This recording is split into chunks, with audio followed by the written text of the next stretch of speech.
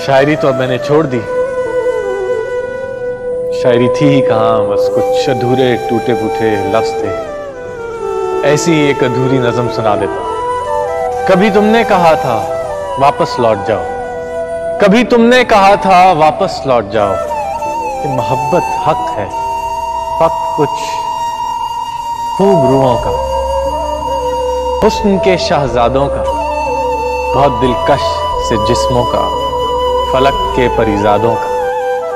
मगर इस सौगात से आरी मैं एक आम सा कारी, सो वापस लौट आया, मगर ये कह ना पाया। बहुत बर्बाद होते हैं फक्त चेहरे कहां, कुछ दिल भी परिजाद हो। ये दिल जब टूट जाए तो फलक भी कांप उठते हैं।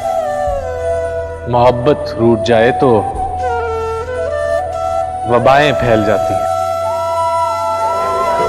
मोहब्बत रूठ जाए तो वबाएं फैल जाती हैं। तो देख लो जाना, तुम्हारे शहर में आज जंगलों का सकूत है। तुम्हें नाज था जिस पर वो मोहब्बत भी मशरूत है।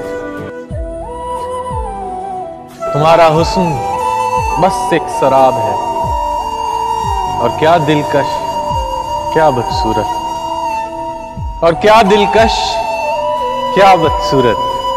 हर चेहरे पर नकाब है, हर शख्स बाहिजाब है। आपकी इज्जत और मोहब्बत का बहुत बहुत शुक्रिया। खुश रहिए, आबाद रहिए। खुदा हाफ़िज़।